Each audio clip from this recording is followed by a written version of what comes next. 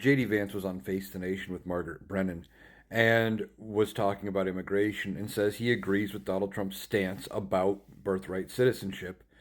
Now, he said that it is going to ultimately be faced in the courts, and I agree. Donald Trump's executive order saying that there is no birthright citizenship to undocumented people, tourists, things like that, if they happen to give birth here, that their children are not automatically American citizens.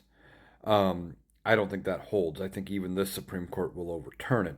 But J.D. Vance went on to say that basically the only people who should be able to have citizens, children who are citizens, are citizens or people who plan to stay here permanently, those with permanent immigration status, green cards, things like that.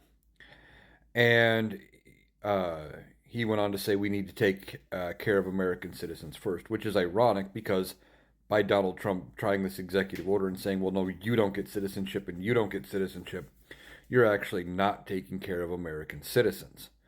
Um, Beyond that, he was saying, well, you could have a situation where a diplomat has a child here and that child has citizenship. And Margaret Brennan says to J.D. Vance, there's already a carve out for that. Then he says, well, there should be a carve out for all of it. You shouldn't be able to be here as a tourist or here illegally and have your children just get citizenship because they were born here. That's not how that works. The courts have always held that the 14th Amendment means, literally, as it is written, any person born in the United States and subject to its jurisdiction. If they change that, the part they would have to change is subject to its jurisdiction, which would effectively mean the people you are talking about, the tourists, those who have overstayed their visa.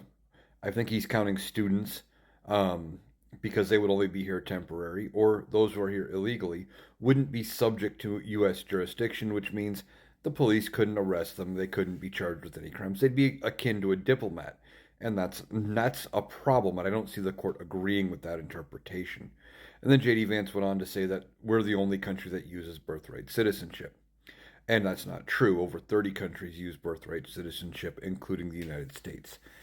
They're just trying to justify the blatant racism involved in it, but I don't think the courts are going to side with them, and ultimately that Donald Trump is going to lose. There's already been an injunction put against this executive order by one judge. There are more cases pending, and I don't think Donald Trump is going to be able to survive this one as far as getting his way.